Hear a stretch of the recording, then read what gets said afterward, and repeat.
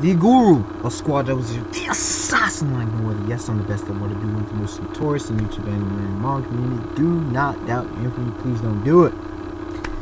I'm back once again with another scientific analysis of another phenomenal character. Now, in case you haven't seen my previous scientific analysis, it will be down in the description box below. It's dealing with none other than the great one himself, the incredible Hulk Bruce Banner. This time around, as you see in the title, it's very interesting. It's dealing with one of the most misunderstood characters. Not only in the DC universe, but also all of fiction. Many nonsensical claims are made, illogical and irrational claims are made about this person. Partly, it's because they don't understand the science behind this character. Now, surprisingly enough, doing the research from the abilities of said character, I was able to understand the character better and why certain abilities, as I say, are canon and other abilities are straight whack and make no sense. With all that being said, we go into this with none other than Superman Kal-El. Now, I will discard all of the retcons and a bunch of foolishness and focus on certain abilities and certain factors which remain consistent. Okay? I'm not going to deal with Silver Age Superman because ridiculously OP hacks nonsense. We're not dealing with that uber nonsense. And Bronze Age is pretty much close to that. Okay, we'll be dealing with modern age Superman. Golden Age Superman, I will address him fairly quickly to bring a kind of foundation of how Superman started. And go on to the era and see if I can somehow, and I'm talking golden age, I'm talking like the original, not the when it came the whole crisis period and whatever, before the kind of reset. And I'm not dealing, I will only briefly address one factor with New 52, because if you know me, know my views, I think New 52 is absolute trash for so many levels. And that one aspect will be the solar flare kind of thing, super flare, whatever the hell they call it. But anyways, we go in here. Now, I think it's applicable, however you want to say it, to first address Golden Age Superman. And faster than a speeding bullet, more powerful than a locomotive, able to reach tall buildings in a single bound. Now, in the very essence, Superman is a superhuman. I say a superhuman. He is not the definition of a superhuman. There is a few others down the line that I'll be addressing. One of them, Batman Bruce Wayne. The other being Captain America Steve Rogers. And there may be another that truly embodies what a superhuman is. But in those cases, back in those early days, definitely a superhuman. He really embodied what it meant a Superman. Last son of Krypton really had no bearing. Okay, he was pretty much human and then some. But it's just, the alien backstory kind of gave, alright, he's from another planet, he's giving these incredible abilities, Now let's look at those factors, okay? What he was able, faster than the speeding bullet. That can come in a couple different factors. Number one, his ability to move, his movement speed, not just in transit. Okay, you can't say flight because he could not fly back then. You gotta understand this. We're talking about his movement with his faster than the speeding bullet. He could run faster than the speeding bullet. We're talking at least 60 miles plus, 60 mile an hour plus, 100 mile an hour, more likely. Depending on the bullet, and you'd have to go in a factor, and you can do all the calculations, even though we don't have any numbers. You can do the calculations. Faster than a speeding bullet it means he can react to a speeding bullet, even at close range, which is quite fast to say the least. Okay, we've seen bullets bounce off of him. More powerful than a locomotive. This dude's stronger than a rushing train, or let's see, what was the other thing? Faster. What was it? Faster than a lightning bolt. It was another version that they didn't intro. Faster than a lightning bolt. more powerful than a rushing wave wind, like pretty much a hurricane. Powerful than able to reach. I forget what the other version was, what the able to reach, but pretty much what he brought to the table. This is his level of physical strength as well as his physical prowess, his power. It was very, very powerful to say the least. And again, this is an early Superman. A Superman where at the time he really didn't, they steadily developed him, but you can say it was a young Superman that had just got his abilities, kind of, more or less, if you want to go on that one, of logic. Okay. Let's see, fasten. Be able to leap with tall buildings. Be able to, let's just say, be able to leap skyscrapers. And with that, he was able to glide, kind of fly, kind of like a flying squirrel kind of situation where he would jump up high and, glide and then eventually fall down pretty fast. The amount of leg strength in his body was astronomical. Like, it's no surprise, and eventually later you'll start seeing Superman where it starts breaking the ground. Yeah, it's no surprise because the amount of force that would be necessary to be able to do such a thing is quite unbelievable. That the ground would be able to withstand such force as to be able to launch oneself up high enough to do such. Over tall buildings, not so much, but later on, definitely. With this template, and you think about it, with this template, Superman, his potential was immense, always. But they changed up the game. Because what ended up happening is these functions, kind of hard to explain. Reaction time of a speeding bullet, speed and stuff. At the time, enemies, foes, Superman shouldn't have been able to pretty much be beaten. In fact, Superman shouldn't have been able to really take hits, except for, let's just say, characters like the Flash, Jason. Was it Jason Garrett? I'm trying to remember the original Flash. And other ones. Other superpowered individuals.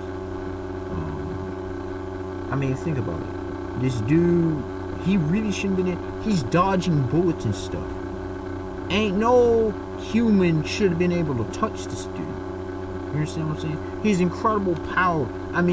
He should have been able to break so many kinds of things. We're talking, he could have punched through solid, rock and other facets. The things he could do, you can go into from a mechanical standpoint and see that a machine like this is nearly unstoppable when it comes to human interaction.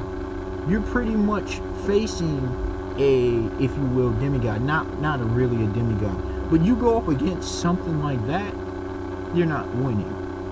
The human foes on the planet, they could not withstand this monster. So Superman was a very applicable thing. As time went on, we start getting an explanation and a really expounding of who really Kal-El is. We'll add in several, I'll address first the solar flare and then go back into the classic and address as to why it makes sense. Now, the solar flare, super flare, how the hell do you want to say it? And maybe I keep saying solar flare because of Tien Shinhan and Son Goku's move in Dragon Ball, whatever. This flare thing, the releasing of all his solar energy, it actually makes sense. Wow. It's a bad move. It makes a lot of sense. And why it makes sense is because of who Superman actually was revealed to be as far as his physiology, anatomy, and such factors. Superman, if you want to, Kal-El, if you want to take it into consideration, is pretty much a solar-powered machine. And that's his body. Not a machine in the facet that people think of a robotic, cyborg, android situation. No.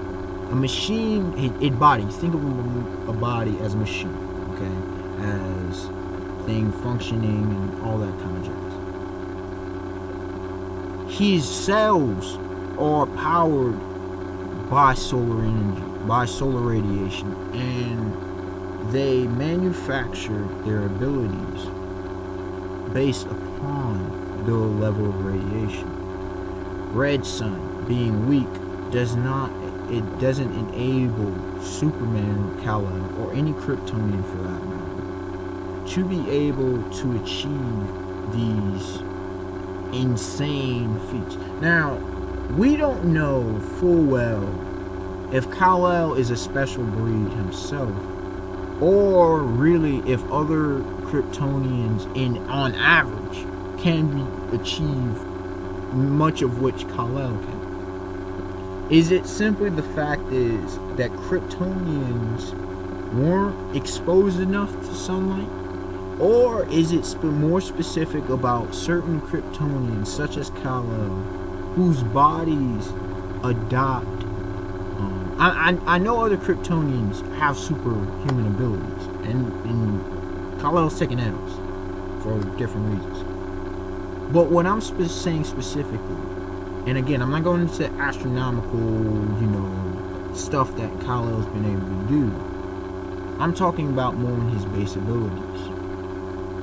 Is it possible that his body evolved specifically, or is a mutated state specifically amongst even the Kryptonians? There's a good chance that is, because it would explain a lot of the crap that goes down that doesn't happen to other Kryptonians, even those who are fully exposed to the yellow sun radiation. We've seen, but more so back to what I was saying about the machine and the element of which it gleans from the solar radiation. Blue Star gets increasingly more powerful. Let's think about some of these abilities. Okay, his ridiculous amount of strength, and to the point of where he's able to lift planets, no problem, or push planets. That's something crazy.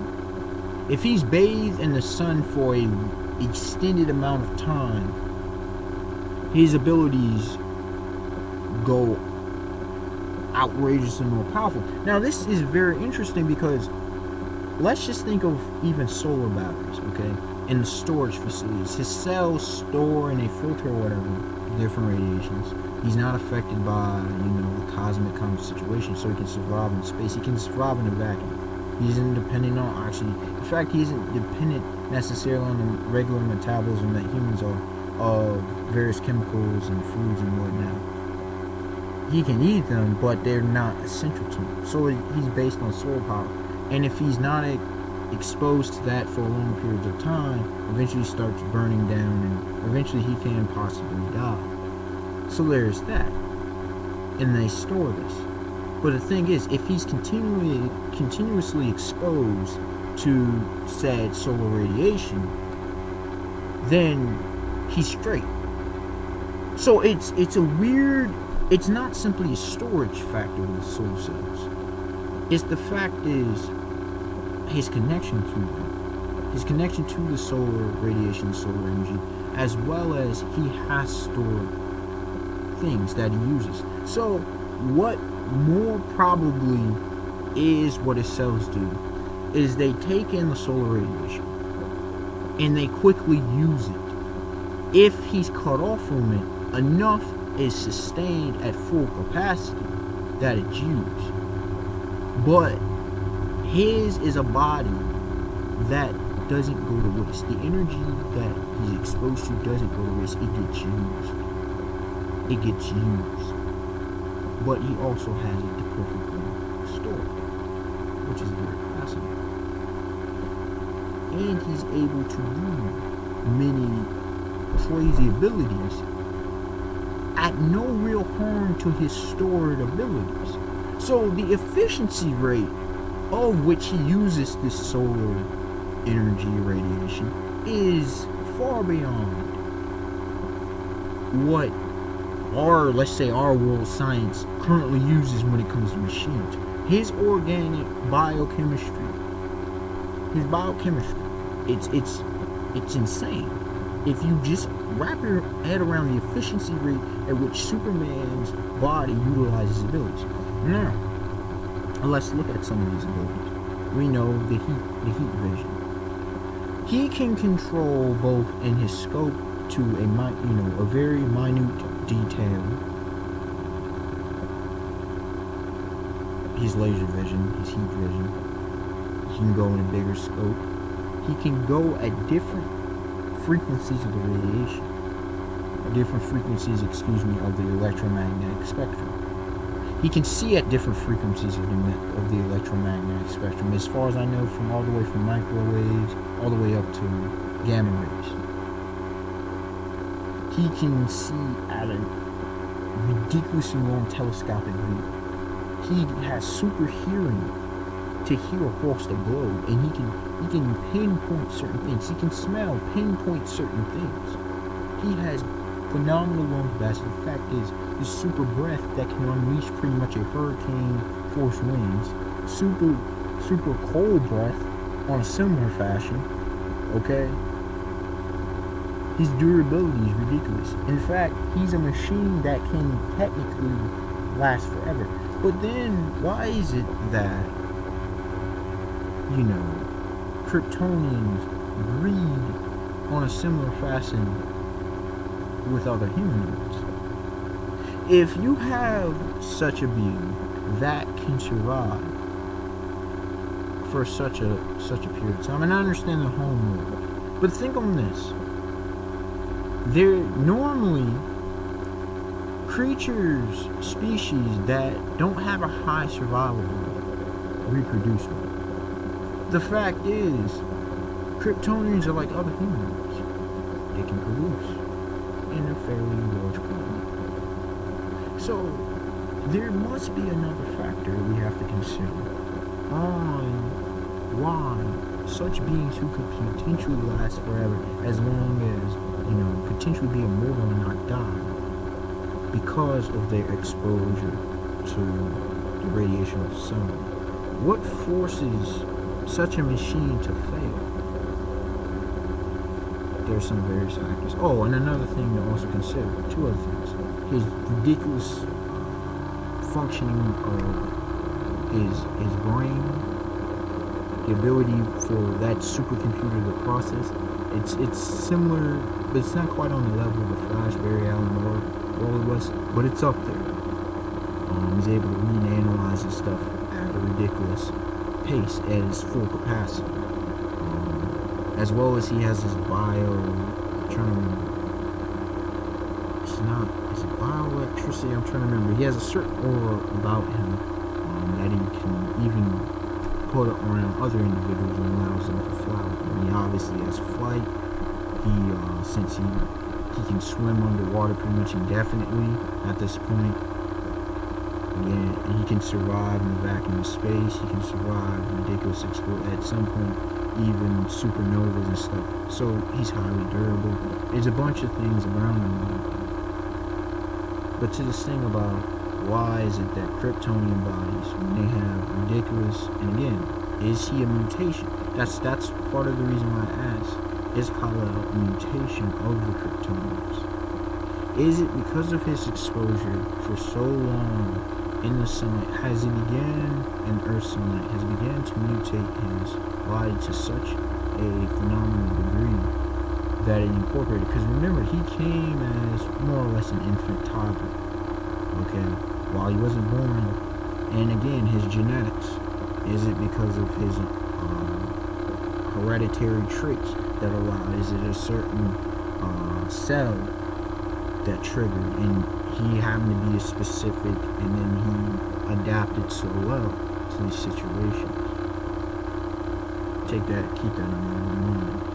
I'm trying to think of, is there anything else with this machine? But the whole thing about as to why, that's the key part. His actual mortality. How could a being that seemingly be immortal not be immortal? That's one of the key factors. We did sort of kind of see it with the death of Superman, where he died, but there was the whole energy passed on and whatnot. It would seem that in order to kill, and get into the weaknesses a little bit. That was another thing. It would seem that if you're able to sever the solar energy from the body on a permanent basis, you could potentially kill the body. That's what it seems like. And for some reason on Krypton, from, I don't know, maybe it's certain periods of the rotation of the planet, maybe it's a few other factors, but you had deaths, that you had a severing or beginning breakdown of the efficiency rate of the Kryptonian bodies, and thus you have the termination of life using death.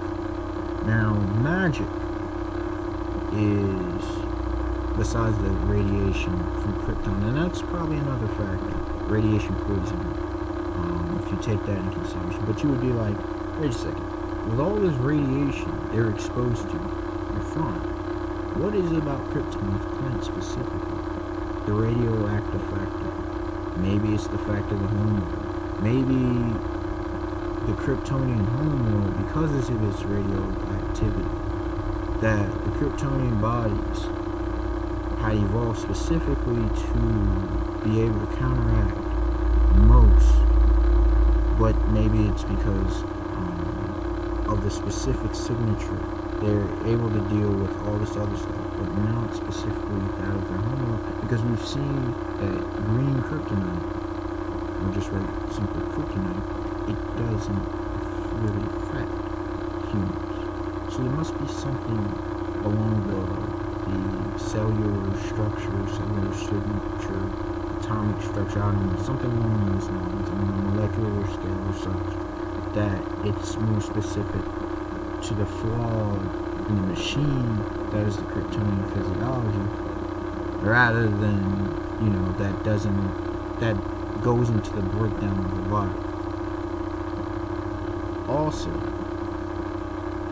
when you take into consideration magic presents something very interesting, because magic, what people don't understand, magic is different from sorcery. Now, I'll give a brief. Magic is the manipulation of the laws of nature.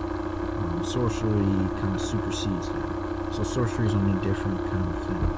But magic in this specific case, if we're talking about a body that's adapted to this specific physical realm of this specific universe, well, you start introducing extra, universal factors, it will throw off the body. It will impact the body. Or if you go into other realms, in the spiritual sense or otherwise, it will begin to make a serious impact. Because it would seem that the weakness that goes into the seemingly perfect machine, which is Kal-El's body, which is the Kryptonian physiology, is that it has adapted at arguably the best rate of any physiology that you can come across, except within its specific environment, within a specific universe, for most threats. When there are threats to its physiology that it is completely foreign to, it would seem that it shuts down the Kryptonian's efficiency rate.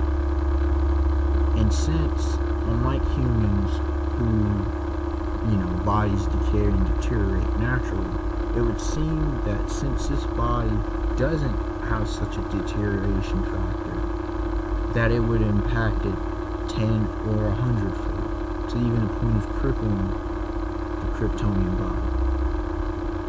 So when you look at, overall, the analysis of Superman and his abilities, it makes sense when you can think of the body as a solar-powered machine on a completely advanced organic level than anything we currently come up with, or at least able to effectively manufacture as humans at this specific point. This kind of advanced technology is centuries ahead of our time. That's the Kryptonian body. And for that factor, it has so many advantages, but its weaknesses leave it crippled because I don't know if it's for the fact that it takes so long for it to adapt that it can't survive those crazy changes, or if it's a more fundamental flaw itself. I'm not certain. Give me your thoughts on this fact. Unexpected one, like, comment, subscribe. Tell me your thoughts, and there will be more scientific analysis of various characters in the future. We can break things down in a very analytical manner and take it to more a realm of realism instead of people saying, "Oh, this people got superpowers, da da da." Well, here are how the superpowers really are and how they stack up. Alright, y'all, have a beautiful day, beautiful night, peace. And yes, Superman is not limitless. He's not unlimited.